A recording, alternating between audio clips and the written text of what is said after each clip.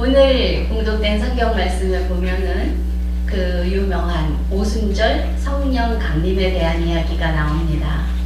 이 오순절 성령 강림으로부터 교회가 시작되었다고 그래서 이 오순절 성령 강림은 우리 교회들이 또 교인들이 중요하게 생각하고 또 잘 알아야 되는 부분입니다. 그래서 거긴 다 아실 것 같아서 저는 바로 그 직전에 무슨 일이 있었는지를 여러분과 함께 나누어보고자 합니다. 오순절 성령 강림이 내리시기 그 바로 직전에 오늘 봉독된 성경 말씀에 보면은 죽은 유다의 자리를 메꾸는 12번째 사도를 뽑는 일이 있었습니다. 왜 12번째 자리를 꼭 채웠어야 했을까요? 전열을 정비해서 이제부터 잘하기 위해서? 뭐 그럴 수도 있을 것 같아요. 그런데 11명으로는 안 되었을까요? 그 당시 상황을 보면은 거기에 모였던 이 사람들은 보통 사람들이 아니에요. 거기 제자들은 우선 예수님께로부터 직접 소명을 받은, 부르심을 받은 그런 사람들이었잖아요. 더군다나 이 사람들은 예수님께서 일으키시는 기적, 이사, 뭐 이런 것을 막 사람을 고치시고 죽은 자를 살리고 막 먹이시고 별별 일을 다 본 사람들이에요. 그런데 그분이 또 갑자기 붙잡혀서 십자가에 돌아가셨어요. 거기다가 3일 있더니 또 살아나셨어요. 얼마 있더니 또 승천하셨어요. 이런 일을 여러분들이 한번 겪었다고 생각해 보세요. 제정신이었겠나?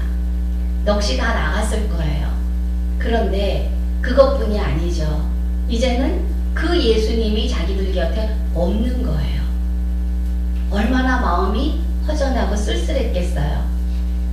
그런데 더 걱정은 뭐냐 하면은 예수님을 잡아 죽인 사람들이 제자들을 찾을 거 아니에요. 그러니까 지금 자기들의 신변도 보장이 안 되는 이렇게 불편하고 불안하고 어수선하고 이러한 상황에 이 사람들은 있었어요. 근데 이렇게 정신없는 사람들도 있었겠지만 또 반면에 이제 예수님이 안 계시니까 우리가 그 일을 해야 된다. 사명감에 불타는 사람들도 있었을 것 같고 또 이쪽 저쪽 눈치만 보고 가만히 있는 사람들도 있었을 것 같아요. 그러한 상황에서 120명이나 되는 사람들이 이 120명은 모여서 오로지 기도에 힘썼다 그랬어요. 이 사람들은 죽음을 두려워하지 않는 사람들이었어요. 왜? 죽음을 두려워했으면 지금 모을 때가 아니죠. 숨을 때죠. 그런데 다 같이 모여서 이렇게 많은 120명씩이나 모여가지고 예수님께 하나님께 기도를 하고 있었어요. 이 사람들은 죽을 고비를 넘긴 사람들이었고 부활과 승천을 목격한 사람들이었고 그리고 예수님께서 승천하시면서 마지막 남기신 그 유언, 그 특별한 사명을 직접 받은 사람들이었어요. 그런 사람들이 목숨을 걸고 기도하는 이 자리, 얼마나 그 열기가 뜨거웠겠어요. 얼마나 대단했겠어요. 그리고 이 사람들은 흔히 말하는 진짜인 사람들이었던 거예요. 그렇다면 이런 사람들이 120명이나 있는데 11제자에다가 120명 더해서 일하면 될 텐데 왜 굳이 그 한 자리를 뽑았어야 되는 것이었을까? 잘못 뽑으면 안 뽑는 이만 못하다는 거. 누구보다도 이 사람들이 더 잘 아는 사람들이에요. 그러니까 잘 모르는 사람 뽑느니 그냥 11명으로 가자 이렇게 생각할 수 있었을 텐데 그리고 11명이 좀 더 열심히 했어도 됐었을 텐데 그런데 왜 꼭 12번째 자리를 채웠어야 됐을까? 그 이유는 하나님께서는 그 어떤 사람이 그 자리를 채우기를 원하셨기 때문이에요. 하나님이 힘주시면 10명으로도 충분했겠죠. 아니 5명으로도 충분했겠죠. 그러니까 11명이 못할 까닭이 없었어요. 거기다가 기도에 전념하는 120명이라는 사람들이 있었잖아요. 그러나 하나님께서는 반드시 그 12번째 자리를 채우시기 원하셨던 거예요. 그 12번째 사람이 그 사람이 감당해야 할 일이 있었던 거고, 하나님은 바로 그 사람이 그 자리를 채워서 그 일을 감당하기를 원하셨던 거예요. 다 하기를 원하셨던 것이 아니라 누구든지 다 각각 자기에게 주어진 일을, 자기의 자리를 채우면서 각각 하기를 원하셨기 때문이었어요. 교회 사이즈를 보면 이화교회보다 큰 교회가 좀 있죠? 예, 몇 교회 되더라고요. 근데 그 큰 교회들이 하는 그 규모를 보면 기가 막혀요. 예산이나 뭐 일꾼이나 그 큰 교회 몇이서 이거 우리 하자 그러면 대부분의 일들은 다 될 거예요. 그러나 하나님께서는 큰 교회 몇이 모든 일을 감당하는 걸 원하지 않으시고 이화교회의 자리를 채우시기를 원하십니다. 교회 안에도 마찬가지예요. 그 목회를 해보면 교회 안에 막 일 잘하는 사람, 열심 있는 사람, 믿음 있는 사람, 헌금도 잘하고 또 뭐 그 사교성도 좋고 뭐 이런 사람 몇이면은 교회 안에 있는 대부분의 일들을 다 할 수 있어요. 그러나 하나님께서 원하시는 것은 일 잘하는 몇 사람이 다 맡아서 하는 것이 아니라 모두 다 각각 자기가 받은 은사대로 자기의 자리를 지키면서 자기의 일을 감당하는 것을 원하세요. 이 세상의 방식은 능력 있는 사람이 대우받고 또 능력 있는 사람에게 일이 맡겨지지만, 하나님의 방식은 11명이 12명의 일을 하는 것이 아니라 12번째 자리에는 12번째 사람을 세우시는 것이, 그것이 하나님의 방식이에요. 11명이 12명의 몫을 못할까봐 그러시는 것이 아니라 그 12번째 자리에 12번째 사람을 들어서 쓰고 싶어 하시는 것이, 그것이 하나님의 마음이기 때문에 그래요. 예수님께서 처음 뽑았던 12제자 생각해보면 5만 가지 사람이 다 모였어요. 그쵸? 예. 승질 나쁜 베드로로부터 시작해서 또 자기가 좀 큰 자리를 차지하고 싶은데 자기가 직접 말 못하고 엄마 시켜서 물어보는 이 마마보이도 있었고, 배신자 유다까지 있었어요. 예수님께서 이 사람들의 본성을 모르고 뽑으셨을까요? 그랬을 리가 전혀 없지요. 다 아셨어요. 그럼에도 불구하고 이런 5만 가지 사람들이 모인 12제자를 뽑아서 그들을 통해서 또 그들과 함께 사역을 하셨어요. 그렇기 때문에 저 같은 사람도 할 일이 있는 거고, 문어까지도 이렇게 응용이 되는 거고, 또 우리 박영배 목사님 아직 연륜이 많지 않지만 그럼에도 불구하고 이 귀한 교회에 와서 사역을 감당할 수가 있게 되는 거예요. 하나님께서는 우리 교회에 있는 모든 사람들이 다 자기의 일을 하기를 원하세요. 젊은 사람도, 은퇴한 사람도, 또 전문직을 가진 사람도, 아니면은 하루 벌어서 하루 먹는 사람도, 오늘 놀고 내일 쉬는 사람도, 또 교육을 많이 받은 사람도, 또 가방끈이 짧은 사람도, 그리고 교회에 평생 다닌 아주 베테랑인 사람들도 그렇고, 또 나온 지 얼마 안 돼서 성경을 찾을 때마다 헤매이는 사람도 그렇고, 그 모든 사람들이 다 각각 자기의 자리를 채우기를 원하시고 그리고 기다리고 계세요. 제가 여러 나라를 많이 다녀요, 직업상. 그런데 터키를 갔었어요. 그 제가 마침 갔을 때가 어느 때냐면 부활절 지나고 나서 한 달쯤 있다가 갔는데, 부활절이 지난 다음 월요일 날 그 3명이 순교를 한 거예요. 2007년이었어요. 그래서 아주 터키가 굉장히 어수선하고 불안하고 위험하고 그러한 상황이었어요. 가서 직접 이야기를 들으니까 이번 사건이 굉장히 많은 사람들에게 그 타격이 되었던 것은 그 전까지는 선교사는 죽였지만 터키 사람은 한 명도 안 죽였었는데 이번에는 터키 사람이 죽었다는 거예요. 네자틴 아이든이라고 하는 사람인데 이 사람이 아가씨를 잘 만나야 돼요. 버스 출근하는 버스에서 예쁜 아가씨를 만나서 그 아가씨와 결혼하고 싶어서 기독교인이 된 거예요. 그랬는데 기독교인이 되고 보니까 너무 좋은 거예요. 이 생명의 말씀, 이 말씀을 우리 민족이 받아들여야 되는데 하는 그 마음이 너무 커가지고 아주 근본주의들이 살고 있는 가장 위험하다고 하는 말라티아라는 곳에 자원해서 갔어요. 그런데 내놓고 선교를 할 수가 없으니까 집 하나를 빌려가지고 거기에 이제 문을 잠그고 아는 사람만 문을 열어주고 이렇게 하면서 예배도 드리고 성경 공부도 하고 이 사람의 직업은 책장사. 그래서 책을 팔면서 성경책도 이렇게 슬쩍슬쩍 주는 이러한 일을 하고 있었던 거예요.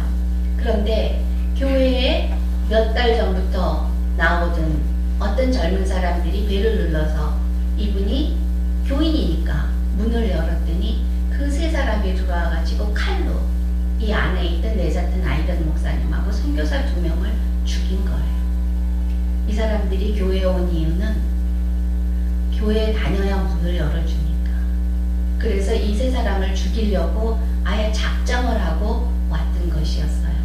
더 기가 막힌 건 이 사람들이 잡혀가지고 가는 그 순간에 막 이제 동네 사람들이 모였잖아요. 그럴 적에 이 청년의 아버지 한 명이 아들아 걱정 마라. 우리가 네 뒤에 있다. 이랬다는 거예요. 이런 이야기를 제가 나중에 전해 들으면서 어떤 선교사님한테 들으면서 그 부인이 얼마나 놀랬을까요? 아이들도 둘이 있다는데 제가 그랬더니 이 선교사님이 저도 그럴 줄 알았어요. 그래서 막 달려가가지고 그 부인을 붙잡고 얼마나 놀랬느냐고 그랬더니 그 부인이 아니 놀라지 않았어요 그러더래요. 그래서 아니 어떻게 안 놀랄 수가 있느냐고 그랬더니 그 부인이 하는 얘기가 자기네는 이런 날이 올 줄 알고 있었대요. 날마다 협박 전화가 왔고 날마다 문 앞에 죽이겠다는 협박문이 붙고 이런 상황이었기 때문에 자기들은 아침에 둘이 깨서 예배 드릴 적에 하나님 오늘입니까?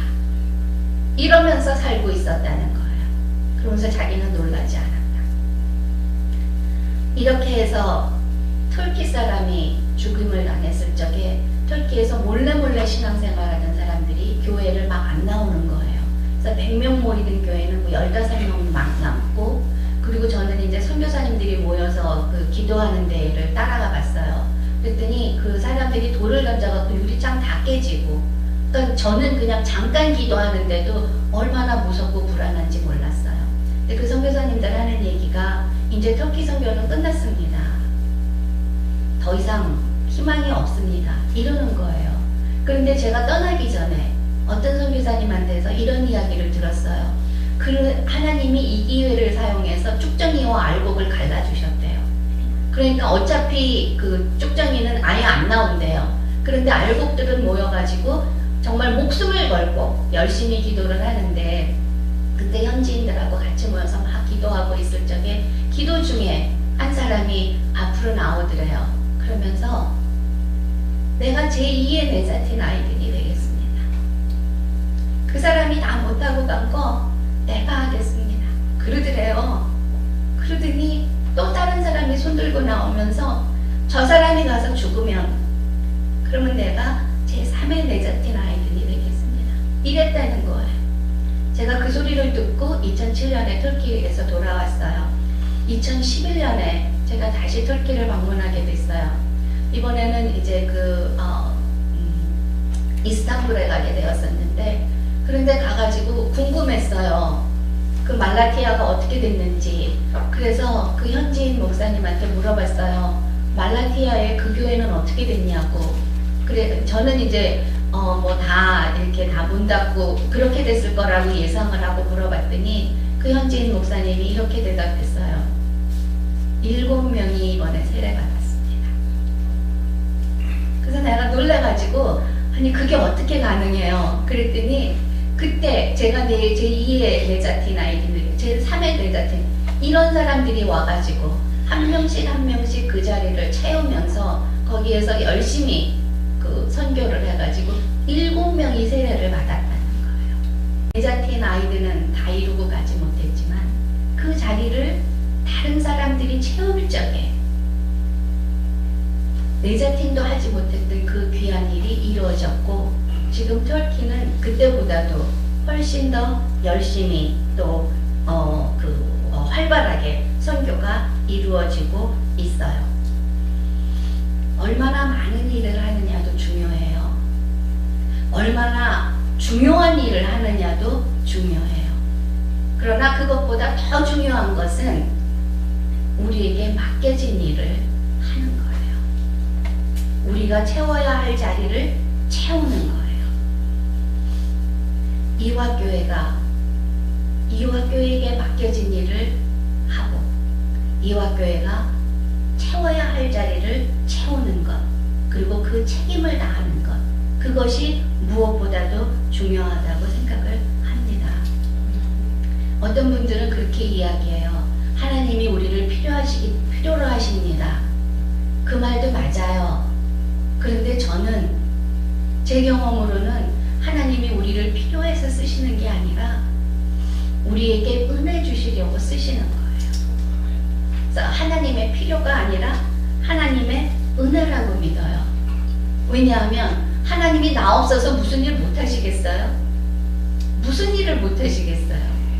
하나님이 이화교회에 없어서 뭐가 안 되시겠어요? 그것도 아니거든요.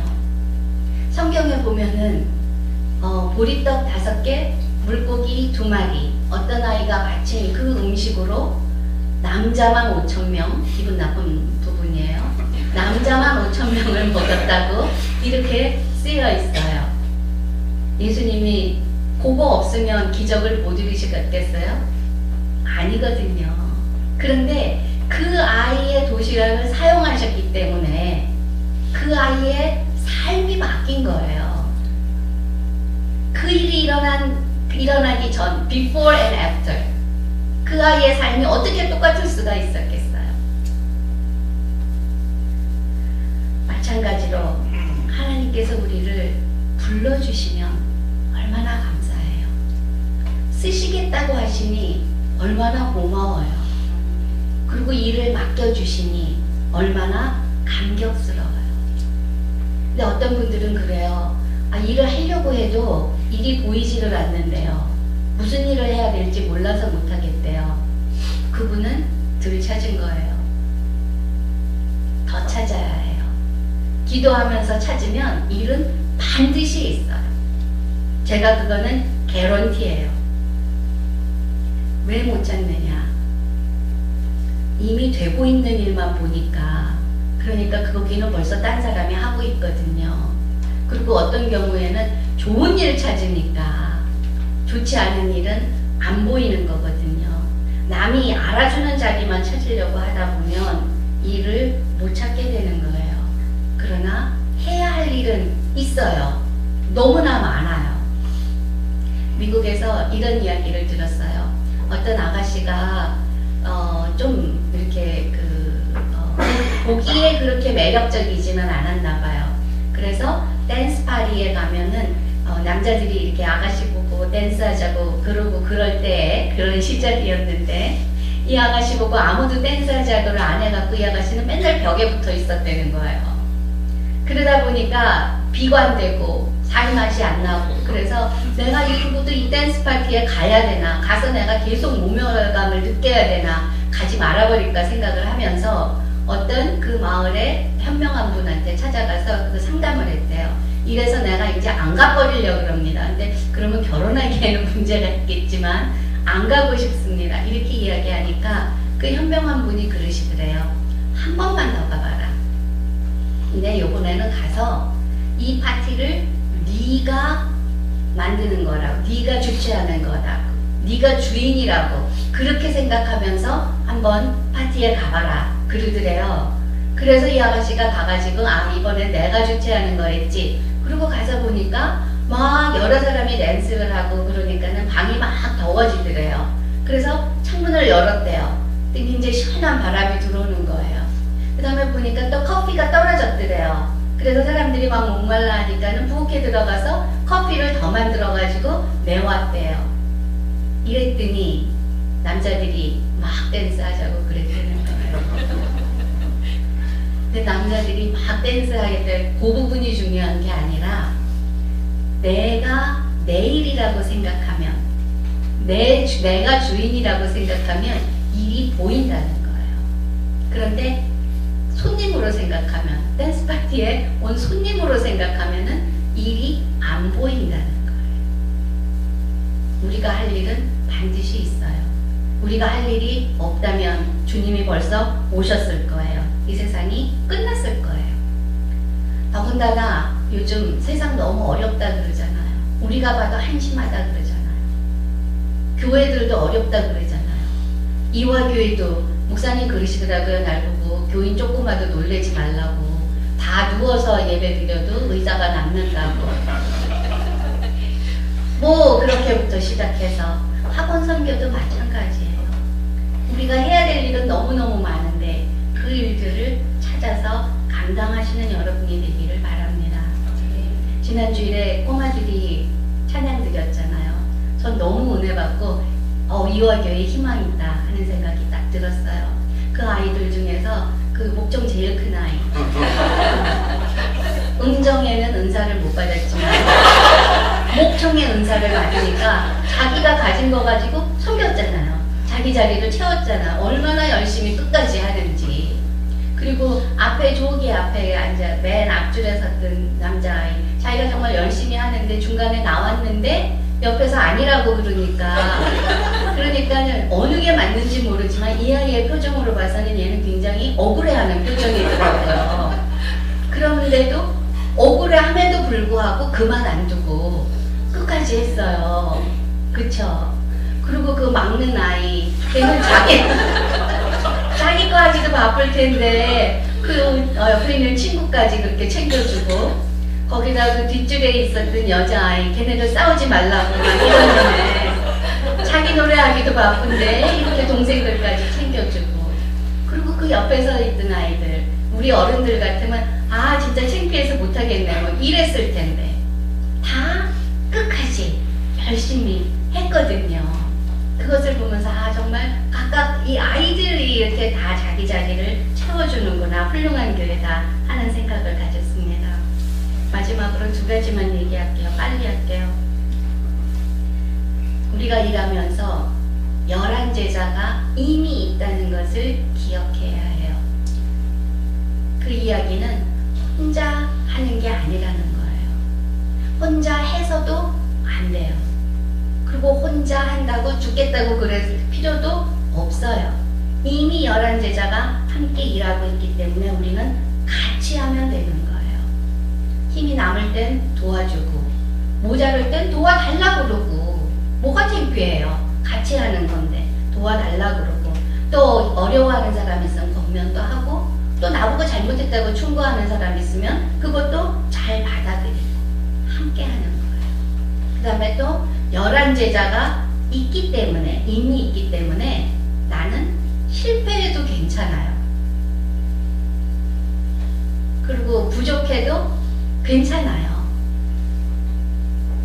어차피 우리가 다 할 거라고 우리가 세상에서 가장 능력 있어서 하나님이 맡기신 것이 아니라 은혜로 맡기신 것이기 때문에 우리는 하는 데까지만 하면 돼요. 그리고 할 수 있는 만큼만 하면 돼요. 그런데 우리가 너무 책임감을 느끼면 이건 주제넘은 짓이에요.